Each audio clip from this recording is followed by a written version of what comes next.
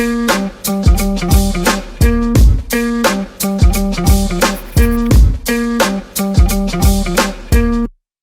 up, guys? Welcome back to the Beauty Inspires Beauty Podcast. I am getting so much more comfortable on camera here, which I just want to share that with you guys because you have to start doing things before you're ready. We were just talking about, building our empires and all the big dreams and things we want to do. If we stuck on that, the big things we want to do, we wouldn't take the small steps to get there. So today I'm really honored to sit down with this special woman. She and I started our relationship probably about 5 or 6 months ago. I think we knew each other through other hairdressers on social media and whatnot, but slowly developed into a mentor-mentee relationship, which now has become a beautiful friendship. So I can't wait to share her with you because I love her so much. This is Sloane, and she is a stylist at Raven and Sage, which is a San Diego salon. So today we want to talk about all the things, but we're going to tell you about, what we're working on right now, kind of share some insight to how we got there, how COVID's been affecting us, and just kind of where, we see our business, and, we're just going to have a chit chat. So we want to invite you to come along. So if Sloane, would you intro yourself a little bit and give the peeps some backstory as to who you are and what you're all about? Yeah, totally. So happy to be here with Jessica, my mentor, the baddest bitch I know. Aww. I have been doing hair for almost 10 years now. I went to school in Orange County and moved from Orange County to LA, to the East Coast, now back in San Diego, and I work at Raven and Sage, which is in North Park. We just moved from a tiny little space in Golden Hill to a 2,600 square foot rebuild in North Park, which is the salon of anyone's dreams. Seriously. It's the most beautiful space you've ever seen. And I love doing hair, but I also love the business side of things, which is what attracted me to you, Jessica, because I reached my goals with where I wanted to be behind the chair in terms of my booking and what I was doing monetarily. And so I actually reached out to Jessica asking, I've already hit the 6 figures, where can we go from here? Which was really exciting because I've been wanting some kind of coach for as long as I can remember, but I always wanted somebody in the industry. I feel you on that. So, and I just wasn't willing to settle on somebody that wasn't, because I wanted somebody that was in it. Yeah. And then when I found you, I was like, this is my girl. So let's dive into that a little bit. How did you know you were ready for a coach? How did you know you were ready to seek out somebody else to guide you on your path to the next thing? That's a great question. Well, I had originally reached out to you about your retreat. Yeah. So Jessica was hosting a 3-day retreat on the coast, and I was like, that sounds freaking epic. I'm all about that. Right. And at the beginning of 2020, I just knew that this was my year. This was the year to explode my business and to just crush it when it came to this industry. But I needed that little extra push, and I had been trying to work on online education, and I had been thinking about it for 2 years probably. That's right. But didn't have the balls to follow through with it. I knew the ambition was there, right, but there was you'll never succeed at this. You didn't go to college, so you can't pull off something outside of the salon. Just all these super limiting beliefs. And then I just knew that I needed somebody to push me a little bit. So I was really excited about your retreat. After I found your retreat, I found the Lori Harder Bliss Project in LA. So I had signed up for both of yours. And, unfortunately, 2020, fucker. Neither one happened. But I couldn't go from working over full time to nothing. Yeah. During the first shutdown. Right. It just wasn't an option. So for me, I needed to pivot. And I had started working with a film crew and a production company to make videos online, but I still didn't feel like I was mentally where I needed to be to succeed with that. And I just needed somebody to keep me accountable. But what was really cool is because I had found you through the retreat, I just started looking you up and realized you had an actual coaching program and immediately reached out to you. And I remember clear as day our phone call and just being like, this is who I am. This is what I want. Can you help me with this? And you being like, yes, I can definitely help you. And I was like, yes, we're going to do something. In full disclosure, I was fully building this new business myself, and I hadn't niched down completely as to who I wanted to work with. And it wasn't until Sloane presented what she needed that I could, with conviction, say, yes, I can help you with that. So I think often we know we have value. We know we have things we can help people with. We know maybe how we got where we were, which is some version of success, right? Like she'd already been hitting 6 figures, but she just said, I couldn't work any more than full time. Like you're at your capacity. And I was there for a really long time. And now that I own a salon, I knew that there was going to be a next step. I just didn't know what direction it was going to be. And so that's how I had to step back when I talk about my mastermind that I joined a year and a half ago. When I joined that mastermind, I went in with zero expectation as to what would come out of it. I knew I wanted to create a side business that was more online based or not so behind the chair where I actually had to physically be there or even trading really time for money in that essence. So when her and I had the first conversation about the retreat, you know, she talked about burnout. She talked about how she really needed this time to get away and reconnect with herself. Like there were a lot of things that I got to know about her as to why she even wanted to go to the retreat. So when I tried to give her the refund, I was like, or we can hold on to it with future, like maybe we'll book that. And then, like we said, COVID. But this is always me giving you guys permission to like, I didn't even have the program done yet.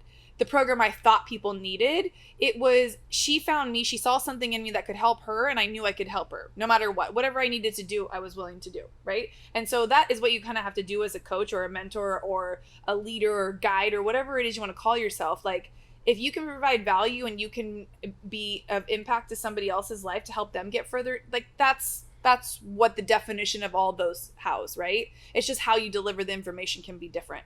So when we started working together, like I didn't have a structured way that I knew I was going to work with her. So it was interesting how it all kind of evolved.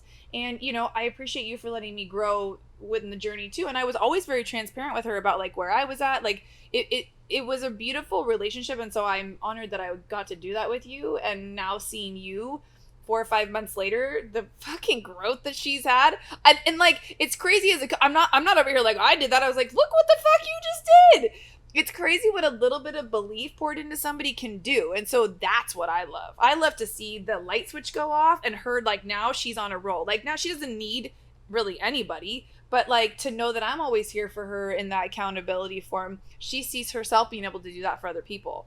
And it's crazy because she just found this little pocket niche thing that she can help hairdressers. It's something she loves to do, and she found out it's needed. I can solve a problem doing this, and I like doing it. Now you have a business. Now you have a side business that could potentially turn into something that will allow you to step away from the salon, work with your clients while you're on the beach in Hawaii or wherever the fuck you want to go. Like, that's our goal. Our goal is to be, you know, not landlocked with our businesses anymore. We still love doing hair. We still love the community and culture that we built. Like, but I think there's opportunity to open your eyes up to something more. And I think before COVID, I think a lot of people weren't open to that. And I talked about that on a previous podcast too, about feeling like the collective pain from everybody when the first shutdown happened, because many people, like, they were happy and thriving behind the chair. And so they never really thought about anything else that they could do. So I think it's beautiful to allow yourself that time. And I think that's been gifted to a lot of people, especially the second shutdown we're in. They're like, fine, fuck it. Okay, I'm paying attention, universe. Like, what is my other purpose that I could be serving right now? So this is a good thing to always check in with people too, is what other things are you good at that you love doing? How could you turn that into a business to help you create either residual or passive or some kind of other income that could support the other things that you love to do? So do you want to talk a little bit about what you've kind of pivoted and thought? Yeah. Okay, I would love for you to share. I'd love to start a little bit more from the beginning too, with the fact that I was set in stone about the fact that I needed a second income. So on top of behind the chair, because I hit numbers in 2019 that I didn't even know hairdressers could hit, but that only made me want more. Sure. So I decided I needed some kind of side hustle in the industry. So what is the next step is education. What do I have that I can offer somebody else? And forever I was stuck on hair education. Which is interesting because your first few videos were geared towards guests and what you could teach them. So still in the industry, but not you hadn't even looked back as to like... Well, hair education meaning anything related to hair. Okay. Whether it's for hairstylists or guests or, you know, from how to curl your hair to how to do the perfect balayage. Got it. But yes, I did start with more client-based education in the beginning. And I, again, hired a whole team. We were doing videos. I was going to start a Patreon, which is where you can charge monthly for a subscription-based program. But I needed a little more hustle and I wasn't coming up with it, which is why I reached out to Jessica. But what was really, really cool is with working with you, I had a revelation that was what I was doing before just wasn't the right thing for me to be doing. And that's okay. Yeah. And I was so stuck on this idea of what I was going to do with the Patreon and having a film crew once a month and like... You'd already invested money into it. So it was like you were committed to it. Yes. Yeah. And you told me if it's not working, you can try to figure something else out. Which was like such a crazy concept to me. Because I was going nuts trying to make something work that ultimately, looking back on it, wasn't the right thing for me. So then I started playing with YouTube. Mm-hmm. And I spent 1,000 hours during the first quarantine learning about YouTube. And at this point, we were in the shutdown, so I couldn't be filming with a team. It was all up to me. So I was filming myself at home. I got a nice camera. I turned my guest room into a film studio. I was spending all of this time learning how to edit film. And then I started digging into what it actually took to start a YouTube. It is a second job. And I also knew that once I went back to the salon, there was no way that I could sustain something like that. Both, yeah.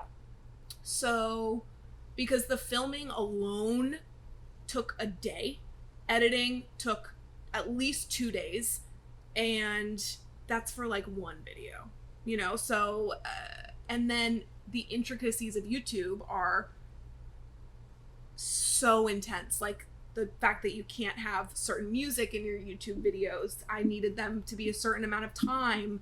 I needed the sound quality to be good. Just so many things that were so out of my realm. So I went back to Jessica and I said, I'm really struggling with this YouTube thing. I might need to pivot again, which was like so hard for me to swallow. Was, am I going to try another thing now? Like, how many things am I going to try till something sticks? And until, we've talked about this many times, I do not like talking about my goals and what I'm going to accomplish until I am 99% sure that I'm going to accomplish those goals. And the fact that I had these goals and to me realized I might not accomplish them was terrifying, because I had already put it out into the universe that that's what I wanted to do. And by universe, she means she posted it on social media. So, right. Like, it's the Bible. I know. Ooh, Fuck. That's totally how I feel. That's totally how I feel. It's true. So, I started IGTV videos, which was actually phenomenal. I had learned so much about my YouTube editing that editing a video was like nothing to me. I found an app that was called InShot that was incredibly user-friendly. And then I think I did really well with those. You killed them. They were videos. Amazing. Yeah, they were anything from how to like put product in your hair to my morning routine. Like I actually got a little bit more into the health aspect of things, which I'm obsessed with. So it was really good for me. And then the salon went back. And again, I kind of took a step back. Ultimately, I think teaching hair, no matter who you're teaching to, is one of the most oversaturated markets ever. True. And to stick out is so much work and so much time. And my heart really is behind the chair. It has been for a long time, and it will be forever, but I still want something that is easier for me to focus on the side. And I also told myself with my huge financial goals this year that I wouldn't invest in those things unless I had some kind of second income. Okay. So I totally pivoted once again, and I decided to stay in the industry, but I have a huge passion for business. I want my clients and the people around me to not see me as a hairstylist. I want them to see me as a businesswoman. And that is super important to me because I work my ass off and I want something to show for it besides doing beautiful hair. Love that. Are you all taking notes? Because this is going to get good. So I decided to start consulting, but consulting in a way that would be the stepping stones for then moving into working with somebody like you. I have always been a commission stylist my entire career. I hated every second of it.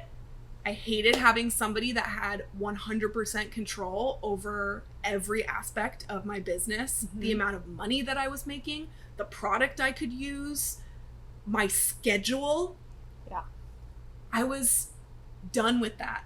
But most commission salons and owners will try to convince you out of becoming a booth renter because they make less money off of you by scaring you and saying it's way more responsibility, it's a lot more work, you have this, and this to take care of now, as opposed to this little like bubble that I've set up for you. Which is all true. Yeah. It's all true. So, in defense of any salon owners that have a commission salon, they provide you with a lot of shit. Everything. They provide a pretty comfy bubble that you get to show up and leave. Yep. They would even wipe your ass at some point if you wanted them 100%. to. I came from a place like that. I loved it. Loved every minute of it. And it wasn't until I was ready to take full control of my business and my schedule that booth rental then looked appetizing. But if a commission salon is wanting to keep you, there are ways if you are a commission. I just want to make a side note of this because she's not shitting on commission because it's the way of ownership of a business. If you're in it to make money, it's one of the best ways as a salon owner to make money. But it's also a perfect, like, if you're not willing to take full control of your business, that's where we suggest you stay. But if you are willing to take full control of your business and you want to then go with that, booth rental is the way. So that's a great, segue to... Yeah. And it's nothing against commission because there are a couple commission stylists at Raven and Sage that are making more money than I am, which is so badass. They have an assistant, they have a receptionist helping them, everything. And they're paying the salon so much more than I am. And that is, to me, way too big of a pill to swallow. But they have kids, or they care too much about not having a job to take home. Yeah. Because as a booth renter, it is so much work. It just is. It's so much. If you want to be really successful at it, it's going to take up a lot of your time. Well, that's like people that think entrepreneurship is easy, owning a business is easy, or, oh, this will be fun. You're like, no, it's work, it's hard work, but the rewards are huge. Right? Huge. And you, like you said, if you're someone that likes to have full control of your shit, which I do, you do, that's why we resonate with each other so much, like, then that's the jam, right? But for those people who are content in that situation, like, they feel taken care of, they know what to expect, there's no ifs, ands, or buts about what they're getting, what they have to do. It's a job they get to leave at work. And I appreciated it for that for many years. Like, I loved, I just got to show up and I got to leave. I didn't have to take anything home. I didn't answer text, phone, none of that. So it's completely different. So it's like, you have to ask yourself where you're at in your business and what you're willing to, like, sacrifice in order to gain. Right? Totally. I didn't even know, though, how much I would thrive when I became a booth renter. It was the best thing that has ever happened to me, as well as Raven and Sage. And I have to say, the salon I work at is the biggest blessing that has ever come into my life. And who knows if I would have had a different experience or different success if I hadn't found Raven and Sage right during that switch. The original owner, Andy, is the most badass businesswoman I've ever met. And she is a hairdresser. And I've worked for a lot of hairdressers. And their ego gets the best of them. And they can be really tough to work for. But Andy was so hands-off. And I thought that I needed at least some structure. I soared when I started at Raven and Sage. Soared. It was so cool. I started at Raven and Sage with probably like 20% booked, so very little. And now I'm like 150% booked. And that's in 3 years. That's wild. That's 3 years. Well, and you probably hit 100% after like a year or so, right? Or 100. A year and a half, maybe. And then it's only gone like this. Like, it hasn't slowed down at all. And even during this pandemic, I'm getting so many new people reaching out about, can I get on your wait list for when you open again? Are you doing hair right now? All of those kinds of questions. So back to what I'm doing. Because switching to booth rent was so positive for me, and because there's no knowledge out there about how to do it, it's very much if you want to be a booth renter, you just got to figure it out yourself. Right. I had to ask everyone I knew that was successful about how to grow. And luckily, when I started at Raven and Sage, Andy, the original owner, had hired Hector, who is now our full owner because Andy moved to the East Coast, and he is purely business. So I had Andy, who was this incredibly successful hairstylist and salon owner, plus Hector, who was one of the most successful businessmen I've ever met in my life.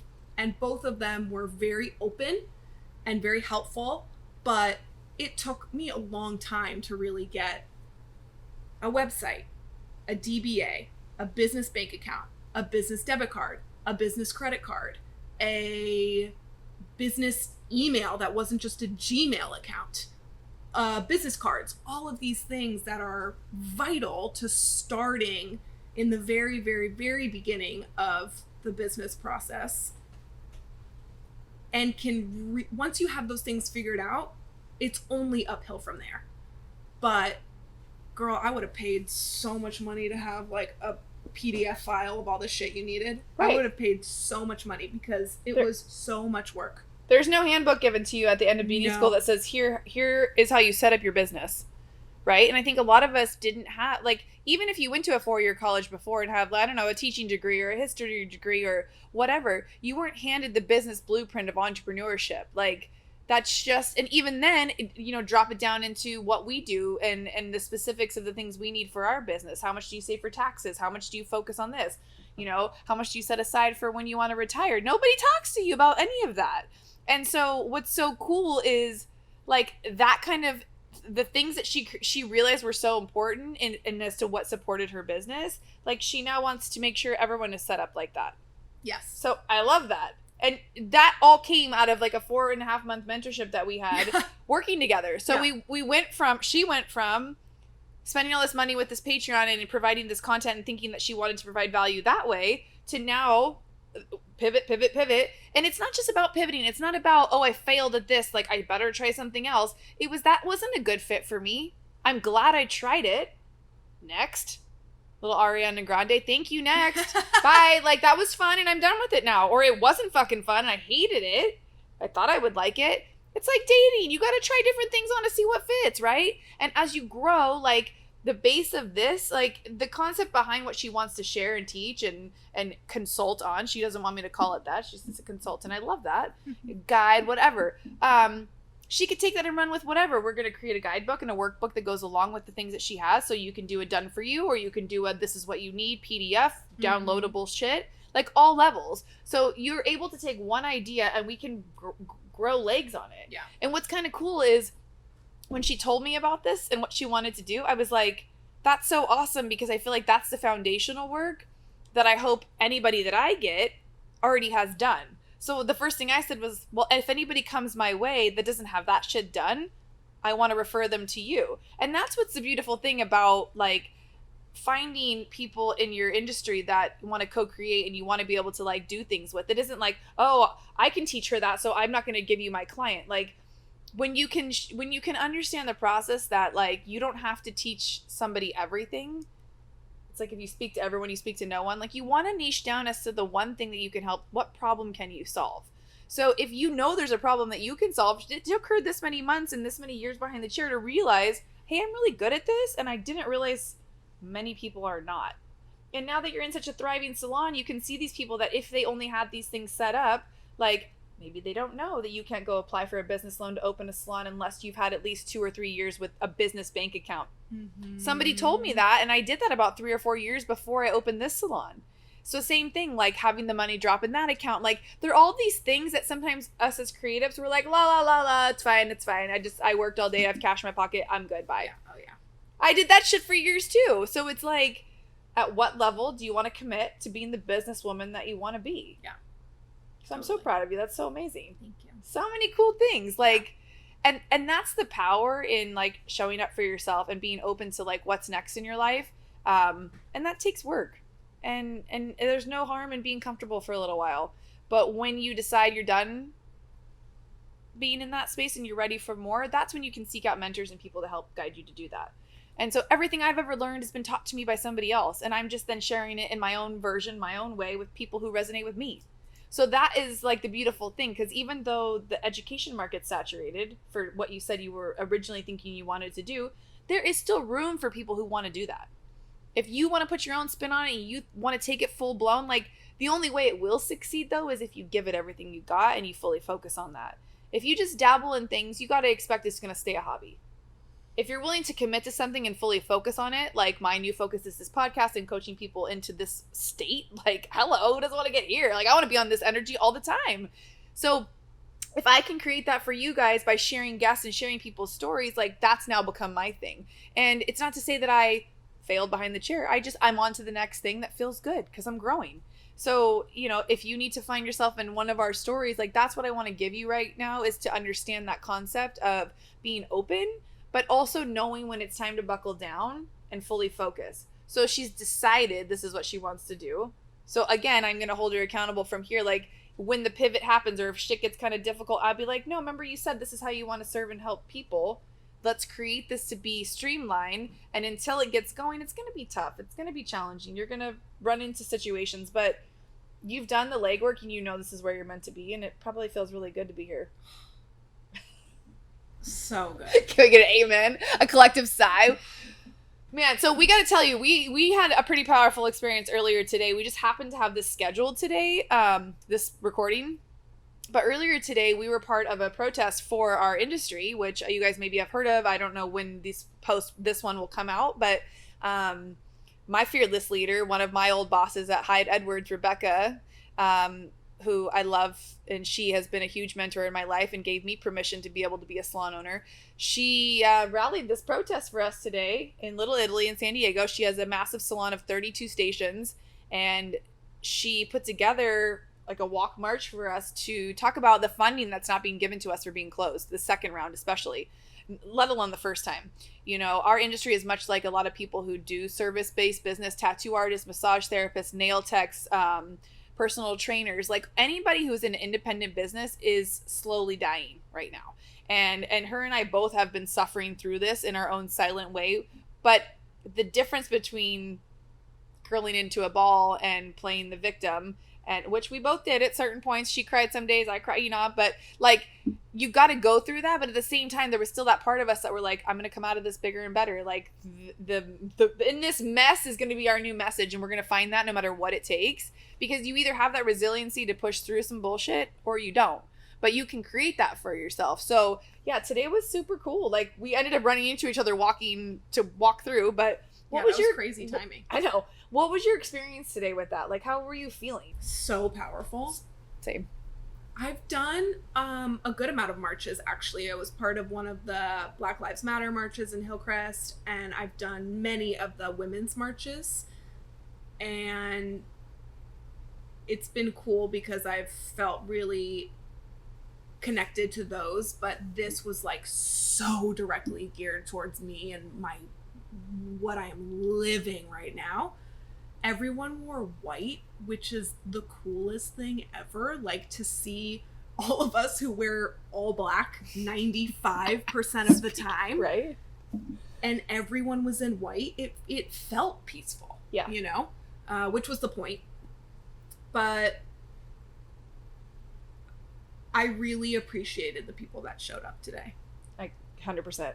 I really appreciate the fact that there were a lot of people there that understand what's happening right now and are willing to get off of their butts during this shutdown, because this is what we have the time to do, and protest and say, you know, we need funding. Ultimately, what was interesting about this protest is it was not about opening the salons. It had nothing to do with that. It was about, if you are going to keep us closed, you need to give us more funding. And Rebecca made a really good point when she was on the microphone, is that every salon has invested so much money into being a safe place to be. Yeah. And Raven and Sage has, I don't know, 16 stylists right now. We've hired a couple more over the last couple of months, so I'm not sure the total number, but with the salon is huge, but we can only sit every other chair because of the 6 feet distance. There's no way to spread the chairs out. You know, the stations are glued to the wall. So what that means is, even when we were up and running again, we were forced part-time. Mm-hmm. So we were shut down for 3.5 months, then forced to work part-time, and now it's been another 1.5 months. So that's 5 months in total. Yeah. That's fucked up. With a 6-week bullshit opening. Like, it wasn't like full board. And like, for someone like me that has children who are not able to go anywhere, you know, clients calling like, oh, you're open, let's go. And I was like, yeah, no, but I can't. Like, there's nowhere to put him. So and even same with at my salon, we were staggering who was working. So there was only 1 or 2 people in here at a time. Like, it wasn't like there was the ability to go back and make up for time lost. Like, you can only see so many guests in a day, right? Like, it was such a frustrating time. And I'm sure, like, this is a niche hair, you're probably a hairdresser or in the industry, so you're in this pain with us. Like, and the only state. And the only state, right? So if you're not in California, maybe you didn't even realize this was going on if you live under a rock, but we've been fucked. Like, we've been fucked over thoroughly, and like, the emotion that's behind it is not directed at anybody other than obviously our governor, who is clearly unaware of what we do in our space. But to see the community come together, like, I haven't felt like I've been a part of something that powerful in a really long time. Yeah.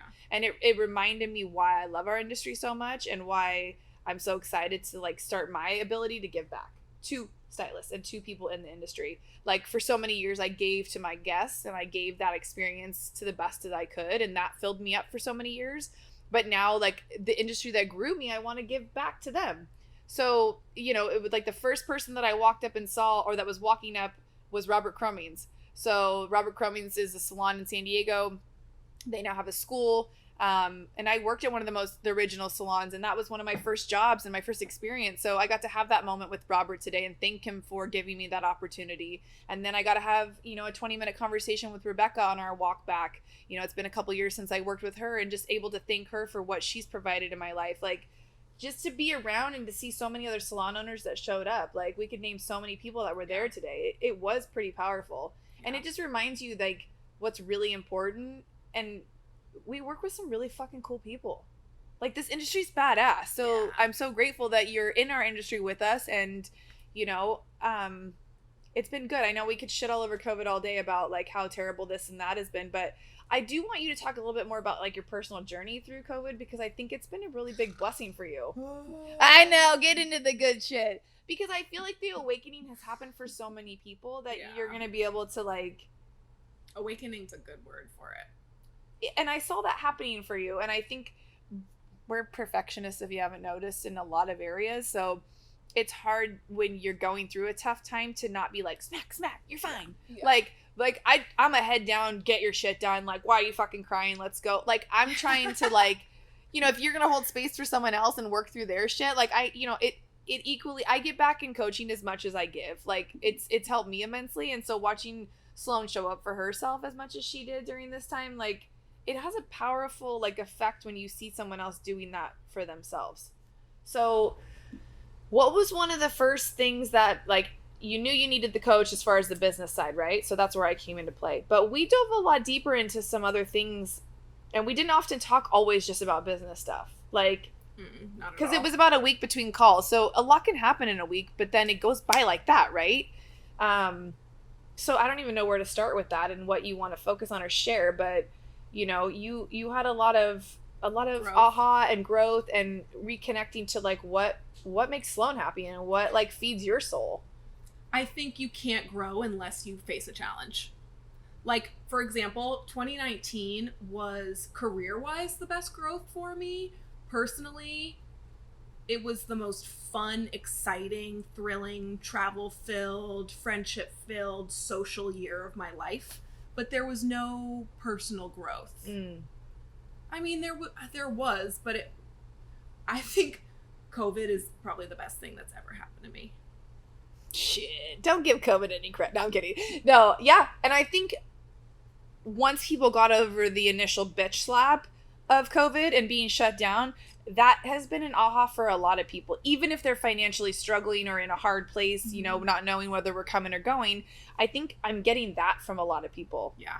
The guy that interviewed today I have a new guy maybe coming in. He was talking about, I only work this many days now. I have new morals and values since COVID. He's like, I realize what's important to me now. And it's time with my family and not overworking myself to the point of exhaustion. Like and that was something that we dealt with a lot too, because she knew she needed this time, but even when we were given and we set boundaries and we talked about non-negotiables and she's like, I won't do that to myself anymore. We reopened and she was like, yeah, that's cool, but I gotta work. Yeah. And then she was like, I can only work this. I'm gonna actually work at this salon up in LA too. And I was like, I thought we said we weren't gonna do. No, I'll be fine. I'm like, okay, I'll talk to you in a few weeks when you're dying. Burn out.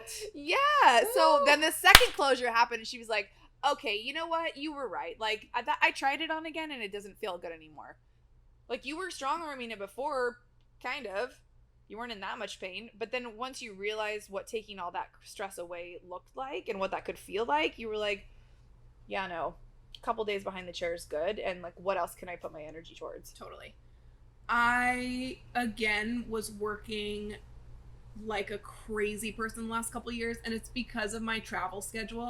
I would travel a good amount of the year and then just work as much as physically and mentally possible in between. So that means like 6 to 7 days a week, 12-hour shifts, like hustling, which was great because I was doing very well financially and could afford my traveling and my fun, but it was killing me.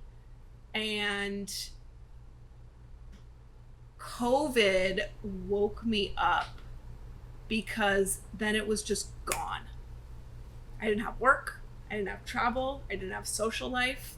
I didn't have anything. I didn't have any of the things that like feed me as a person and bring me confidence. And joy and all the things. All the things. Yeah. It was just ripped away. And I know it was for everybody, but I'm also not a homebody. All of my value comes from outside of the home, which COVID has but it has made me appreciate time at home more than I could have ever imagined. And I think that has been so healthy for me. I went from feeling like I needed to be busy from the time my alarm went off in the morning till my eyes hit the pillow at the end of the night. And I still feel that way, but the first shutdown was so mentally challenging for me because of not having all of those things. And I was having health issues that really affected me mentally a lot because I didn't have control over them. Yeah. And then I went back to work. I worked like a psychopath. Again, started working at another salon up north. Was like 7 a.m. to like 10. Like, yeah, just stupid. And I think you told me at one point when we were trying to work through the program, she's like, this is nice and all, but like, I gotta work. Yeah. And I was like, okay. I just love making money, you know? And there's nothing wrong with that. No, there is nothing wrong with that. No. Especially as a single, independent woman, there is nothing wrong with feeling like you need to make a lot of money. Or you not even need, like, you want to. It's your birthright. You're put here to do big things. Yeah. And I had 2 huge financial goals for myself this year, and that was another thing, is that I was so devastated about not being able to hit them. Yeah. And that was another reason why I had hired you, because I still wanted to accomplish those things, and I had given up hope on that being a possibility. And I crushed both. So by the way, yeah.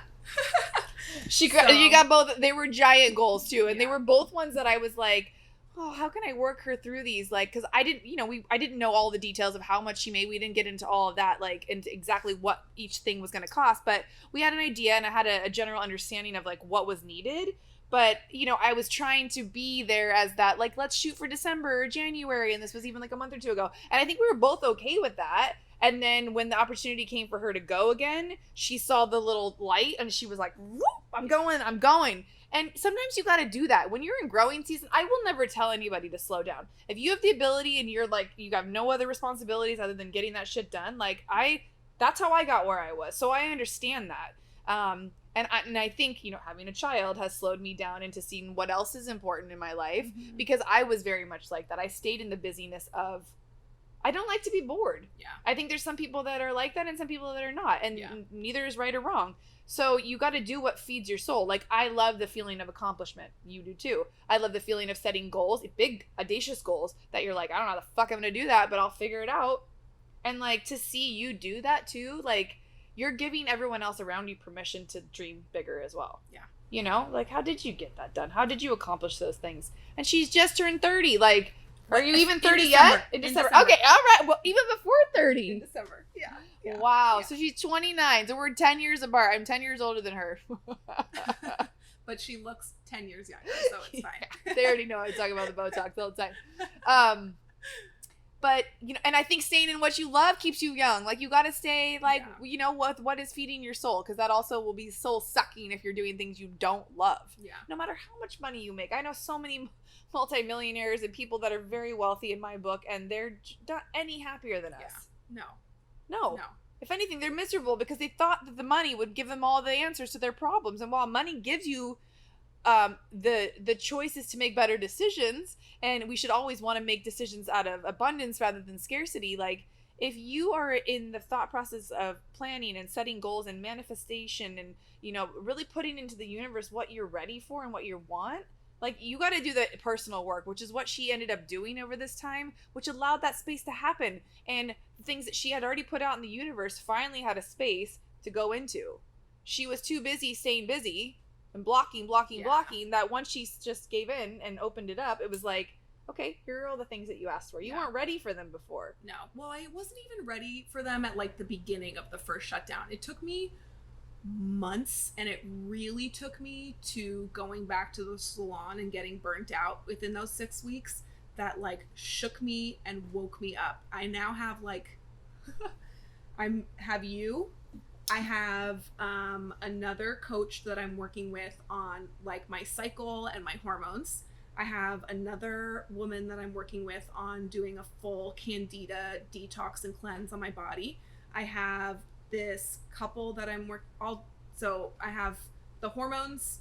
Well, are you gonna put this all? Yeah, we can put this in the notes. Yeah, this will be helpful because who knows, whatever you share could help somebody. Yeah. Maybe someone else is struggling with this stuff. So to me, Jessica's a coach, and all these other people are healers. So these are people that I'm working with physically and mentally, which I also think is very tied to what we've worked on for sure. But you are way more of the business, and none of these people are related to my business.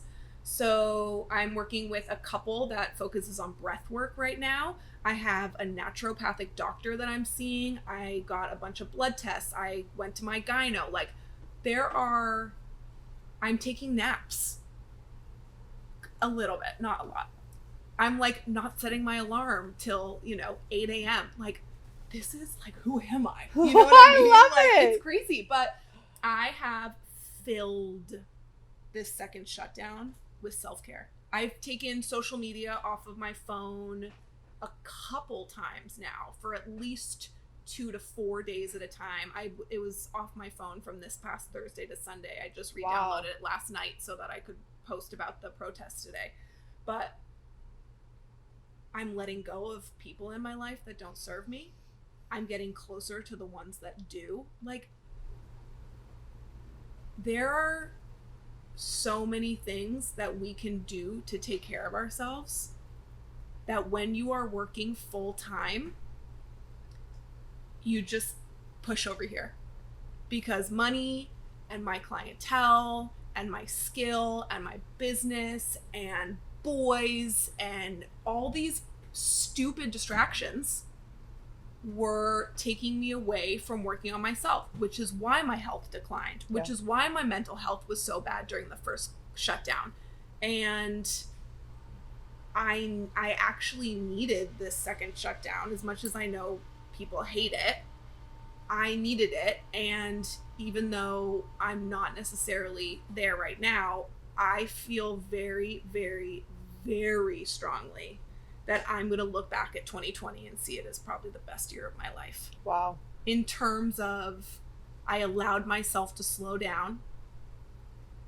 And now we've discussed what going back to the salon looks like for the rest of the year. And because I already had that experience going back and hitting that burnout within 6 weeks, I refused to do it again. And my health actually went down even farther when I went back because of the stress and anxiety. And so I'm only going to work max 4 days a week. Max. I raised my prices 2 times, once during the first shutdown and again during the second shutdown. Like 30%, which is a big leap. But when you have an 150% clientele, you can lose some clients. Yes. And that's where every hairdresser or really business person wants to be, is when you get to the point where you have enough of a clientele to the point where you can literally lose some. And now I'm giving it to other stylists or even in stage, which was actually a huge learning lesson for me in why I'm starting this side hustle, because I would reach out to the girls and say, do you have a printed price menu? Do you have a website? Do you have some kind of portfolio other than Instagram? And, some of them didn't have it. And I'm thinking like, wait a second, I've had this shit for years. And you've been doing hair as long as I have. Why don't you have this stuff together? Right. So yeah, the last year has been the biggest learning experience of my life. And I really, really hope that other people can see that, because I see friends that are not taking advantage of this time and not growing. It's a bummer. It's a bummer. It is. But I think releasing expectation on other people and what they should be doing as well, like, is something I had to work on too, because I feel you with that. And we talked about that a little bit too. Like, and that's when nothing is wrong with them, and that is their journey, and they got to do what they got to do. But you got to be willing to be like, this is my path, and I need people around me who are like up to par with that. And you want to stay around people doing big things. You want to stay around people who clap for you when you're succeeding and who push you to push harder, not tell you, oh, you have it so good, you should just stay what you're like that. Ooh, yeah, no, like the worst. If you want to be the big fish in the small pond all day, go for it. But I forever want to be the small fish in the big pond. Like, I want to constantly be the student. I want to be learning. I want to be around people who I'm like, oh, how did you do that? Show me the way. Like, that's how you truly can grow and learn. Like, it's always being curious and always staying in that student mentality, right? Like, totally. Like, never staying in too much ego. Like, you can have the ego for your client base, right? Like, I'm a top-notch stylist and I charge this much and I'm fucking worth it. Yes, that's where it's appropriate. But, I think in regards to like this kind of stuff, like stay around people that make you feel good about your choices in life and really support what you're doing, not question you or make you feel like you're crazy for wanting a big life. And hang out with people that are doing what you want to be doing. Oh, yeah. So, for example, my friend Jessica, who's also my bookkeeper, she stopped drinking at the end of last year, and she's probably going to go this entire year because she turns 30 in December too, and that's probably going to be the first time she drinks all year. And I admire her so much for it. I think it's so badass, and I've always felt in social situations like you need to drink. Mm-hmm. And when we go out to dinner and she just doesn't drink and it's just not even a question, it's not even a thought that crosses her mind, and then I don't feel like I have to drink to be on that level with her, I'm like, you're a badass. Like, I want to not drink with you more often. I want to hang out with you more often because I love that energy that you're putting out, that like, I'm not doing this thing because it's expensive and it's unhealthy. Yeah, she's a boundary. Yes, she has a boundary. And that what boundary, a concept. It's for her. Yeah. She stopped caring about how it was going to make other people feel. That's what I hear so much about. Like, and random that you're talking about this, because I actually just decided yesterday that I was going to stop drinking for a while. I don't know how long, but I've just related it to, it doesn't make me feel good. It doesn't leave me feeling in a good place. And I have so many things I want to accomplish. It just slows me down. It doesn't add any value to my life. And now if you love to drink, yep, have cheers to you. But we all have to decide what is adding to our life and what's taking away. And it could be drinking. It could be people in your life. It could be anything. It could be an environment. Maybe you're staying in a salon you don't want to be in anymore. Maybe you know it's time to make a change, but you don't have the balls to do it. Find people that have done what you think you want to do and have a conversation with them. We have the ability at our fingertips to DM somebody and ask questions. Oh, yeah. And people want to help people. So, the first thing is, like, don't be afraid to ask for help. That was the number one thing in my mastermind that every single 50 people stood up and said. That's what they struggle with the most, is asking for help. Wow. And look at you. You're asking help for all these people. Do you have to pay for their help in some regard? Yes. Yeah.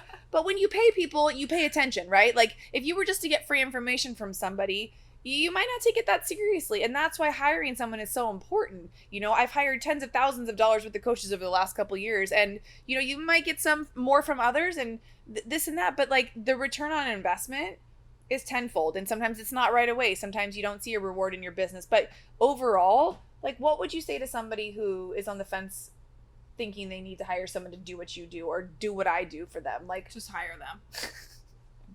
Period. And we're done. So there is an author, Jen Sincero. Yep. I'm not Love exactly her. sure. She wrote You Are a Badass. She also wrote You Are a Badass at Making Money. Yum. Which both are phenomenal books. Get them on tape. Listen to them in your car when you're driving. In You Are a Badass at Making Money, she talks about a story where she wanted to hire her first assistant, but she couldn't afford an assistant. She chose to do it anyway.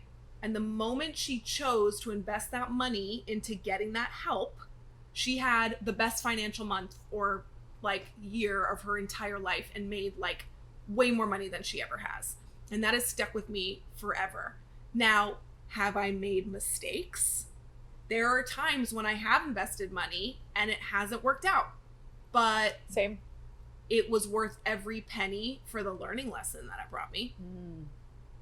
True. Truly. Yeah.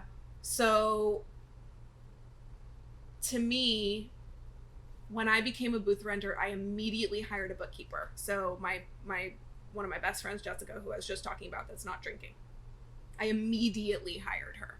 And that's because I spent hours and so many tears trying to figure out QuickBooks to get all of my finances organized. And my eyes go blurry when I look at that kind of stuff. That's not your zone of genius. No. And that's okay. Not at all. Yeah. And I remember crying to my mom and her saying, it's okay that you can't do this. Just like you. When we talked about my Patreon, you saying, it's okay that this isn't what's going to work out for you. Right. So hired Jessica. She has been, to this day, the best investment I've ever made. Cool. Because as a business person, I don't have to worry about that stuff at all. She keeps track of every penny that comes in and out, where it's going. Then I hired a CPA. This woman, Alison, is helping me with everything. Not only does she figure out what I owe quarterly, she figures out what I will potentially owe next year quarterly, so I can plan for that. She helps me. We're about to turn me from a sole prop into an S corp. She's going to be the one that's helping me with that. There's so many things that came out of me investing in these people to help me, and now that's why I want to create this program, because you want that for other people. Yeah. And that's so powerful. I literally, my good friend, who is the one who puts all these podcasts together and spend hours listening to my annoying voice, I love him dearly already. He and I just had this conversation about hiring, and not necessarily about hiring before you're ready, but that's one of the best pieces of advice that my mentor said to us as a group was, don't be such an asshole and shoot yourself in the foot to keep you from progressing. Like, hire before you're ready. And even if it's small investments like a bookkeeper or a tax person, like I've had all of those from the beginning too, because I couldn't figure that stuff out. And even if you can figure something out, you should know a little bit about the thing you need hired, but like stay in your zone. Your expertise is creating amazing guest experiences and doing beautiful hair, making tons of money. The more she showed her money respect, I don't know what the saying is. There's like a saying that goes along with like when you show your money respect and pay it attention, it like pays you back or something. I don't know how it goes, but it's something like that. When you treat the money like it's something of importance, like you make sure it's taken care of and someone's nurturing it and paying attention to it, it comes back to you in tenfold. So I just hired my creator to do this podcast episode. I could have went a simpler route. I could have went mic to mic with no video, but I want you guys to see us. I want the energy that we can bring by doing this, to me, is more exciting and more impactful. And on top of that, like the brand and company that I'm trying to build, my zone of genius is not onboarding clients and client management and all the behind the scenes, like the COO type of stuff. So I just committed to hiring a full-time person to do all that. That was scary. And like when I committed to the number, I was like, how the fuck I'm going to make this happen? But that's her zone of genius. She's like, I've taken this online business to a sick, blah, blah, blah, blah. Like we had the conversation. She said the things I needed to hear, just like we had that. And now we're off and running and it's going to happen. So that was definitely one of the best pieces of advice I have ever got, was hire before you're ready. Yeah. Because look where it's gotten you. Look where it's gotten me. Look at me hiring you. Right. During a pandemic. And what's cool about that is like when you hire people that have gone before you, like she said, stay around people doing the things you want to do. She didn't know that she wanted to kind of provide that value for other stylists. That was not even on her agenda, but it morphed into that because she saw her potential was so much more than just doing hair videos. Like, not that just that is not enough, but like you saw such a bigger impact that you could make with these stylists that could give them so much more power behind the chair.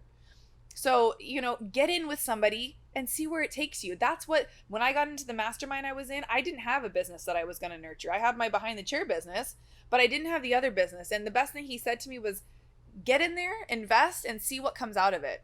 The best thing that could be is you walk out 10% better with a few friends doing the same thing you want to do. So that's our tip at the end of the day, with like, just invest before you're ready. Take the chance on yourself, because it's you that you're taking the chance on. So Sloan, where can people find you and follow you? Because she's so fun. She provides, stop ignoring us on Instagram and get back on and like entertain us. I'm back as of today. Well, I had to post about the protest, obviously, and about being here because your salon is so beautiful. Thank you. I love this space so much. Like, this is a come up, this space. Thank you. What a blessing. And a outdoor space, like, that's amazing. I manifested this for 20 years. Yeah. But I know a lot of you probably need the things she's going to provide. So get in her DMs, ask her questions. Like, we're going to build it as you guys start telling us exactly what you need. And we're going to make sure she has all that covered for you guys. So where can they find you? And so Sloan Stylist is my Instagram, SLOANE. Hit me up in the DM. Yeah, we love to chat with you guys. Yeah. And if you guys have any amazing takeaways from this podcast, we want to hear them. So when you watch this, either share it with a friend that you know could use it, tag us, repost what you loved, and your favorite takeaways, so we know that we are providing you guys with some value. This was amazing. Thank you. Thank you. Love it. So much good shit. So cheers to your success. We will see you on the next one.